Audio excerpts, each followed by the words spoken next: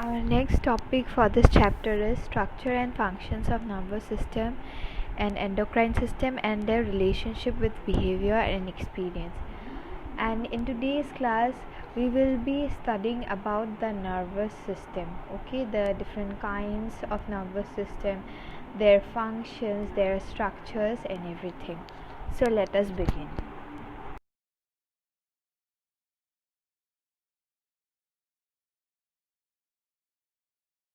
We know that human beings are the most developed creatures among all the species we find on earth. So our brain is the most complex among all the organisms found on earth. So is our nervous system. Our nervous system is very complex and most developed of all living creatures. So nervous system functions as a whole, and we can divide the nervous system into many parts based on its location and functions. Okay, so a nervous system is divided on the basis of its functions and locations.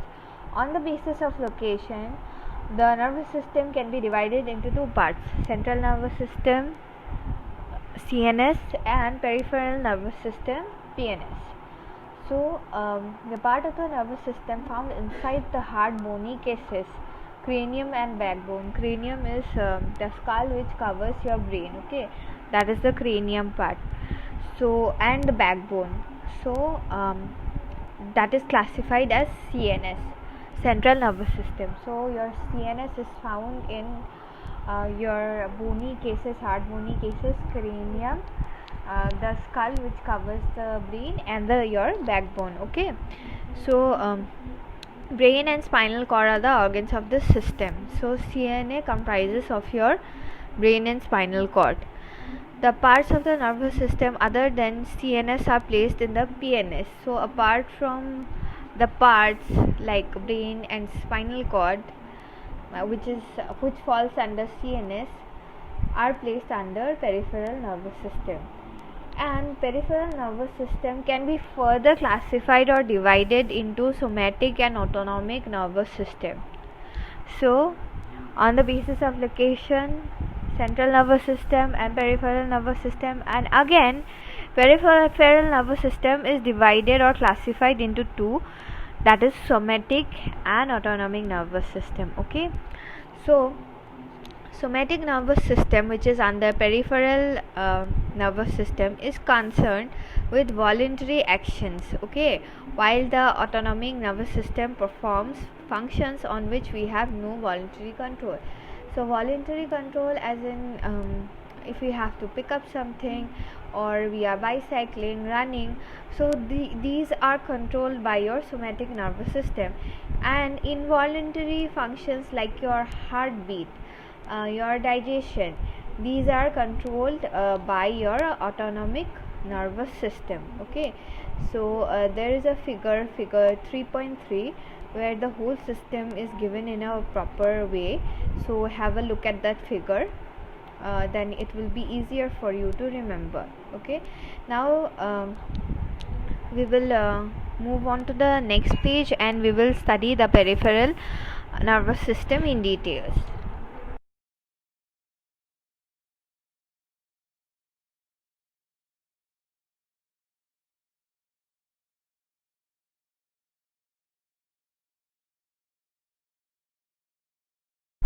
The PNS is composed of all neurons and nerve fibers. Nerve fibers are a collection of neurons. Okay, so they are composed of neurons and nerve fibers that connects the CNS to the rest of the body.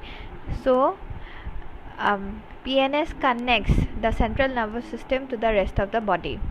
Remember this.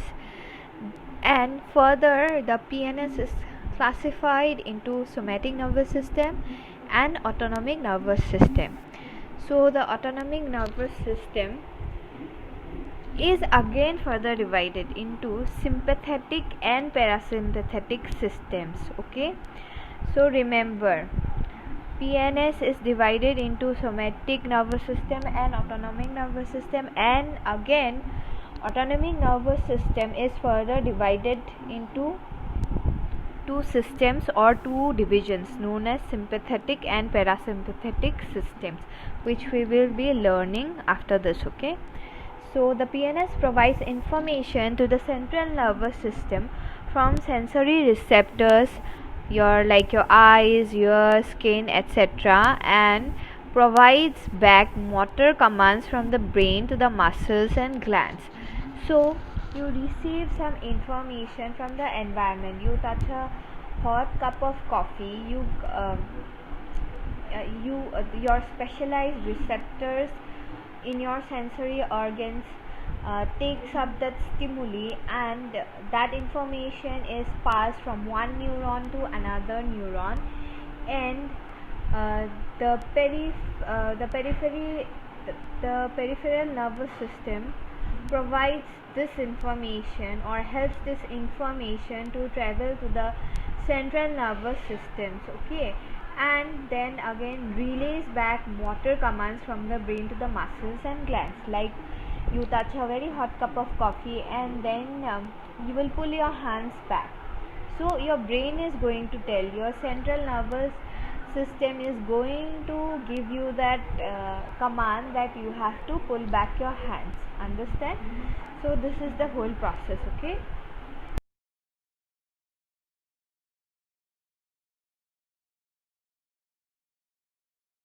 So now let us talk about somatic nervous system. So somatic nervous system consists of two types of nerves. One is your cranial nerves and other is your spinal nerves. So there are 12 sets of cranial nerves, and these come out from different locations of the brain. The name cranial comes from the word cranium, and cranium is the skull covering the brain. So the name cranial nerves is given because they come out from different locations of the brain. And there are three types of cranial nerves.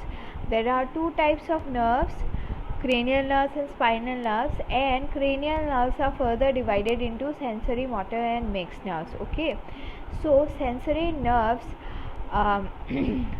under cranial nerves collect sensory information from receptors of the head region, vision, audition, smell, taste, touch, etc., and carry them to the brain. Okay, so these nerves, what they do is that they collect these informations from different head regions, okay, and carry them to the brain. Remember, they carry these information to the brain.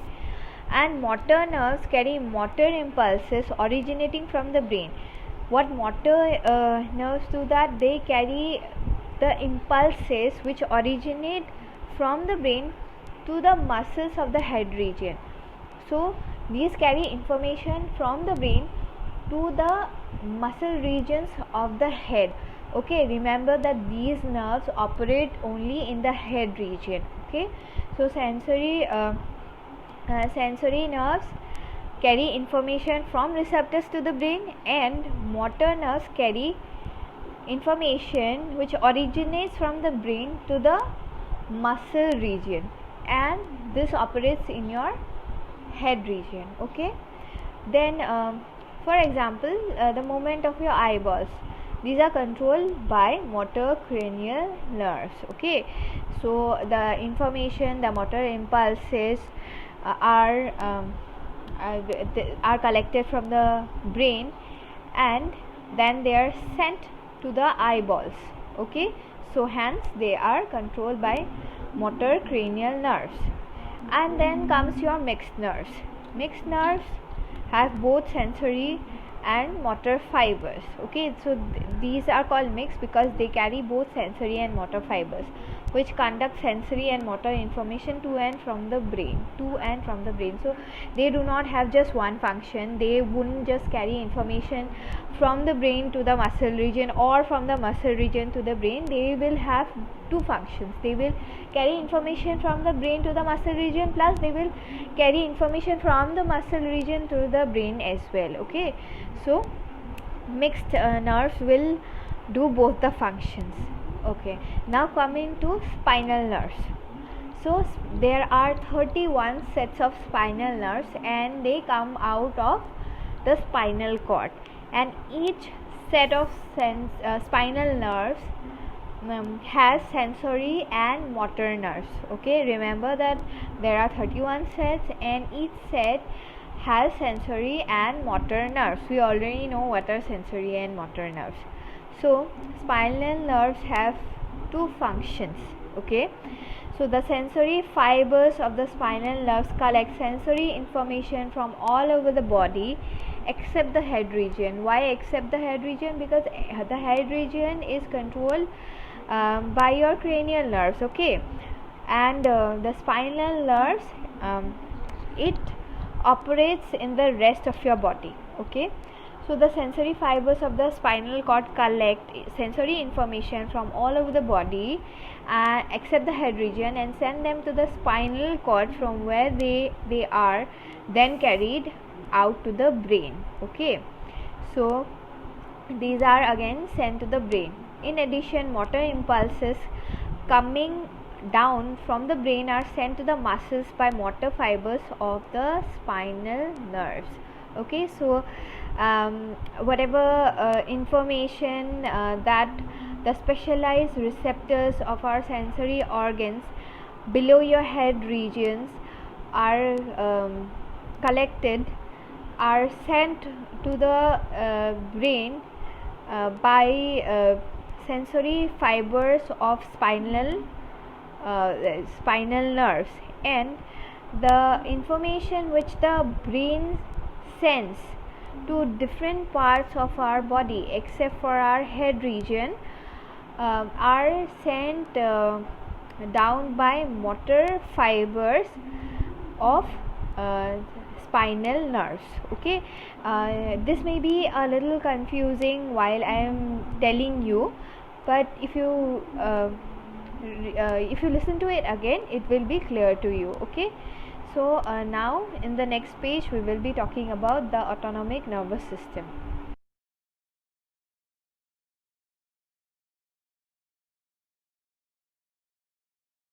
Your autonomic nervous system controls or governs activities which are not normally under direct control of individuals. Okay, if you have to pick up something, or if you have to run or walk, then it's under control. Whenever we want to walk or whenever we want to do cycling, then we do. But then there are such certain internal functions like breathing, blood circulation, all these internal functions like salivation, stomach contraction, these are not under our control. Okay, so these activities of autonomic system are directly under the control of different structures of the brain. Okay, remember, even the name suggests that these are automatic activities which happens inside our body, which are not directly in our control. We cannot just stop breathing. Maybe for half a minute or something we can, but these keep on happening automatically, right?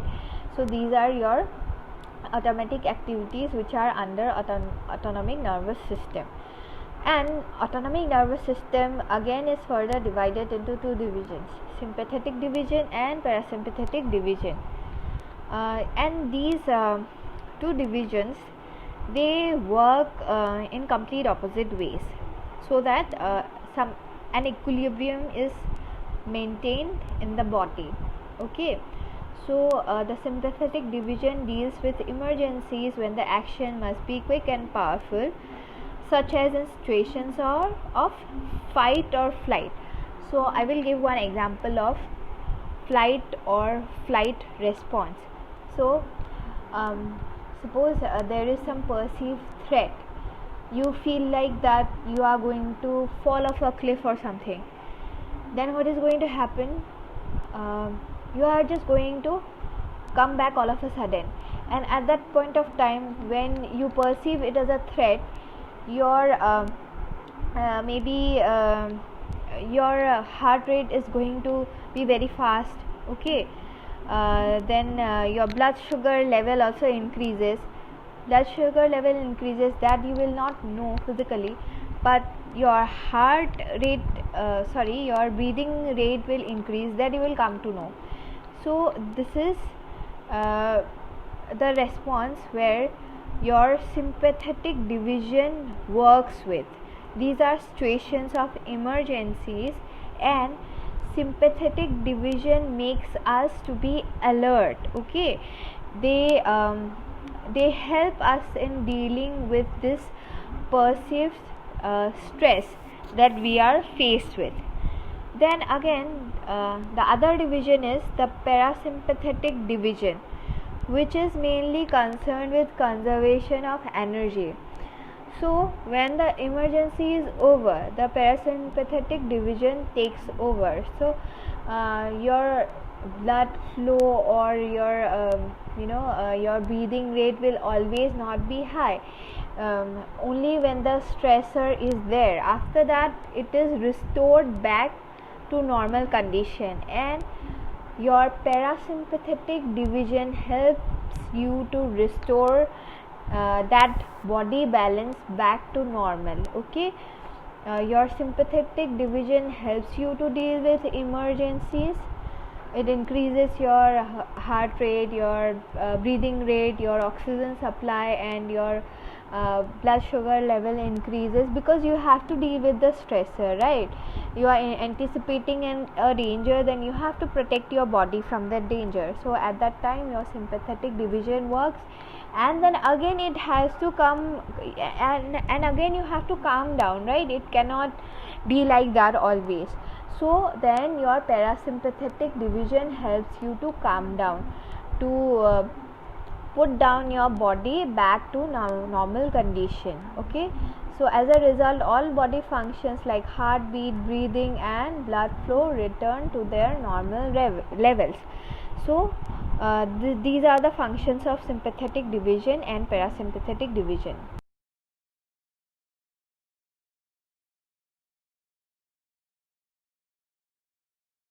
Now comes your CNS, central nervous system. It is the center of all neural activity.